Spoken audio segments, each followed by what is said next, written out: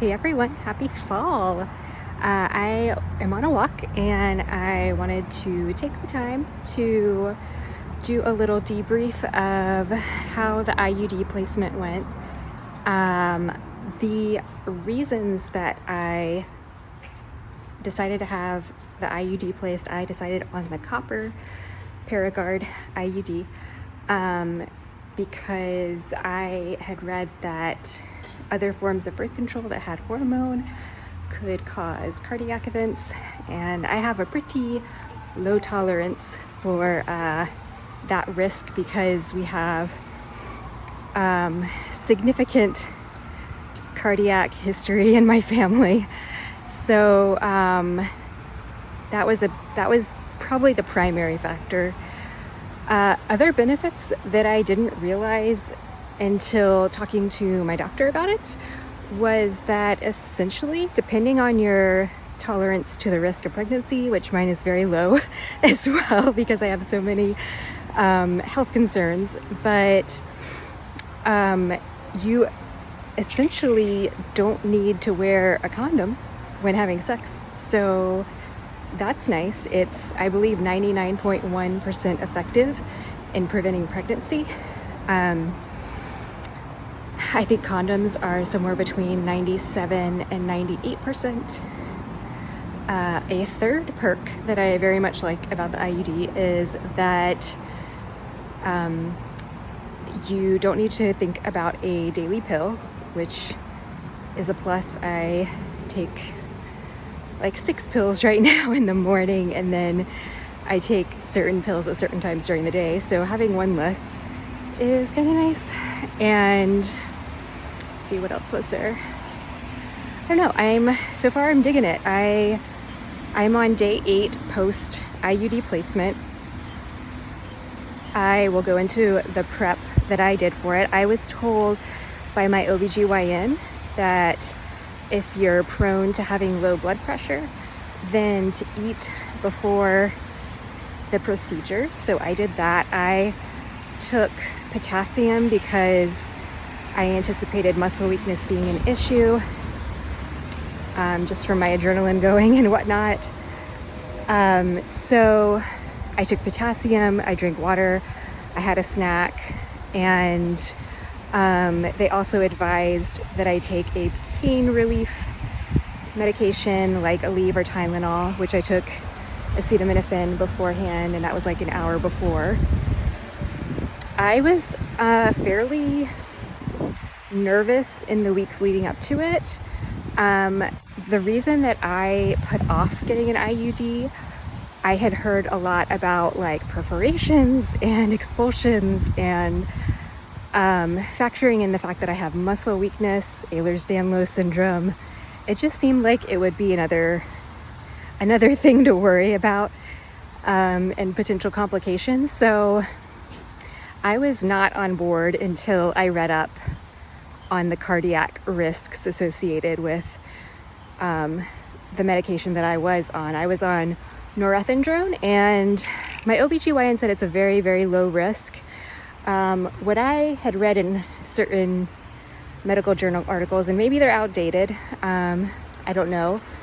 Definitely do your own research if that's something you're looking into. But like I said, I have a very low tolerance to any kind of cardiac risk because of my own symptoms and family history of cardiac issues. So anyways, I wanted to tell you a little bit about how the experience of the actual IUD placement was, for me at least.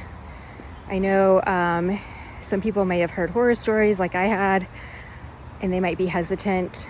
And I brought up those horror stories with my OBGYN just to kind of put it out there and to get her response. And she said it largely has to do with the experience of the doctor placing the IUD. So that's a big part of it. Oh, something I forgot to mention in the prep as well is that they give, at least at this office that I go to, they give a tablet. I can't remember the name of the medication, but it's a tablet that it has other uses as well. It's actually used, I think, if you miscarry or have an abortion. but it's a tablet that you put at the very top of the vagina, like close to the cervix, that actually softens the cervix overnight. So then when you go into the procedure, I think it also like dilates the cervix. It's very interesting to me. And some people will have like cramping from that. I had very, very mild cramping like the morning of, and it was like once, and it was very brief. So that wasn't too big of an issue for me. So that you have a little context, my OBGYN said that people that tend to have lighter periods and like not as severe cramping prior to having an IUD tend to do better with the copper IUD, just because the copper, it doesn't have hormones, it doesn't have that, it's not going to regulate in the same way. And again, these are my paraphrasing, so bear with me, but it's not going to regulate the hormones in the same way that a hormonal contraception would. So if you have a heavy period already or severe cramping, the copper might not be your best bet. But for me, I tend to have like heavy flow days, like the first 2 days of my period, and then after that is very, very light for like 3 days maybe. And it's never like super terrible. Like when I was on the norethindrone, which is the Erin pill, which is a progestin only, I've had blood clots and I have migraines, so I can't do estrogen only, or combination birth control pills. So I noticed that when I was on those pills, like sometimes I was getting a period twice a month, which was really kind of annoying and a little concerning, but I was told that that's like par for the course for that pill. It's just not a very forgiving pill. So if you take it like at a different time during the day, which I wasn't, there were a couple times I think where maybe I missed a pill and maybe that was what caused it.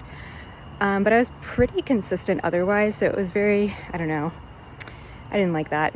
But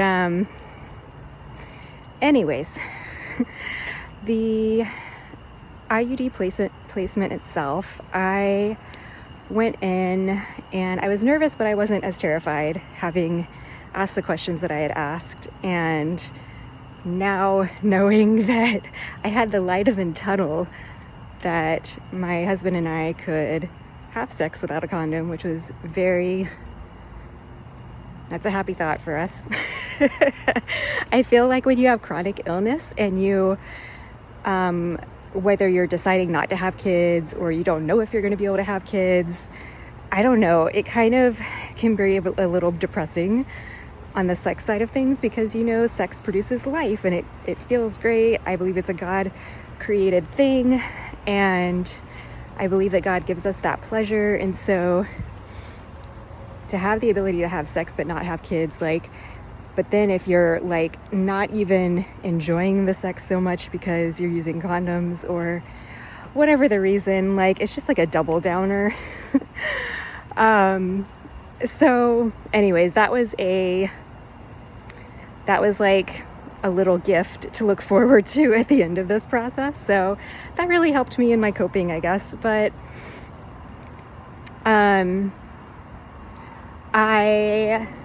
for me, my doctor was absolutely fantastic. I told her in advance, my main concerns are how my body will react to the IUD. And she knew that I was already a complicated case. We already knew that if I got pregnant that I would need to go to a high-risk OBGYN. And she was very pro, my getting an IUD so that I had that better protection. So kudos to her. I appreciate that. But it was for me, I'm 35 and so I've had quite a few pap smears in my life. For me, the sensations that I had during the IUD placement were somewhat like that. I would say my OBGYN did a great job of warning me when I was going to feel pain or pinching or whatever it was. She would tell me what she was doing, which I appreciated. I was nervous that like the entire time I was going to be in this like terrible pain. Even though she had told me it would only be like a 15-minute appointment, I was like, I don't know about this. And so for me, it just felt kind of like a more intense pap smear. There was definitely a pinching kind of pain when she told me there would be. It was kind of like, it was cramping, but it was like a really strong menstrual cramp. And for me, it felt really intense. But I imagine for somebody who's had really bad menstrual cramps in the past, like it would be like probably nothing to you. So that was probably like 2 or 3 times that I felt cramping really during the actual placement. And it was only like very brief, like a few seconds, like under 10 seconds. And so it really was not terrible. And I was kind of like in disbelief afterward. I'm like, is it really in there? Like, is it really in there? And like, they allowed me, they had like, I guess the leftover threads that they trim, like the strings that are attached to the IUD, so that I could feel them, because I had never had an IUD placed, and you need to check that the IUD is still in place like every month after your period. So they wanted me to know what to feel for. And so they let me like touch those strings. And afterward, I was told you can't have anything in your vagina for for 48 hours. So no tampons, no sex. And because of course I asked before all this, like, when can me and my husband have sex? And I love my OBGYN. She's like, oh, that's a good question. So anyways, I was told you can have sex after 7 days after the placement. So anyways, I verified that the IUD is actually there, and I have been very happy with it. After the IUD placement, I definitely was having cramps, like pretty intense cramps, when I felt like they let me just like lay in the room as long as I needed to, and then they said, okay, when you go to sit up, just stay there for like a minute or two so that you know that you're okay to stand. And so that's what I did. And I guess like maybe I was there longer than I thought. Like I just chilled. And I sat up and I felt fine. Like I said, I was just kind of like in disbelief that it was done. It was a lot easier than I thought it was going to be. And they came in and checked on me. They're like, we're not rushing you. You know, you can stay as long as you need to. We just want to make sure you're okay. And I was fine. I had muscle weakness for sure. Like I could feel it in my legs. And I imagine that was from like the adrenaline going, and probably like my legs were tense during the actual placement. So I did have that. And I didn't really have super terrible cramping until I got to my car and I sat down in the seat in my car. And then I was like, oh my God, maybe I'm not okay. It was a really intense cramp. And so I just kind of sat there and chilled for a minute, and was like, okay, am I okay to drive? And, you know, doing the self-check. And I was fine. Like pretty much if I moved, I could feel that I would start to cramp up. But I was driving like 25 minutes or so to get home. So it's a bit of a drive, but I made it. It was okay. And I have had like very mild cramping. It almost feels like kind of like that gassy feeling that you can get like in your gut. I've definitely had like discharge, which I read is normal.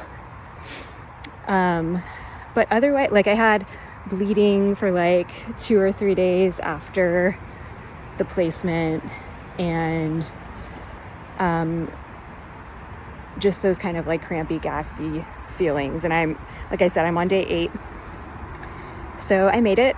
I am still alive, and I am actually really excited. Like I'm happy about this. I love that like I can have this removed if my husband and I decide to have kids, and that it's less on my mind to be concerned about as far as getting pregnant. Like there are still other concerns to be aware of, like certain symptoms to be aware of. If you do like find out that you're pregnant while you have an IUD, like that becomes a very urgent situation. So there are those kind of things that like they tell you about, like make sure if you decide to get an IUD that you read all of the material beforehand that they give you. But yeah, I would say overall so far, I am a happy camper with this. So yeah, I did not think that I would get an IUD in the past, but pretty dang happy about this. So hopefully this is helpful for anybody who might be contemplating. If you have any questions, let me know, and I'll try to answer them the best I can. But yeah, thanks for listening. Bye.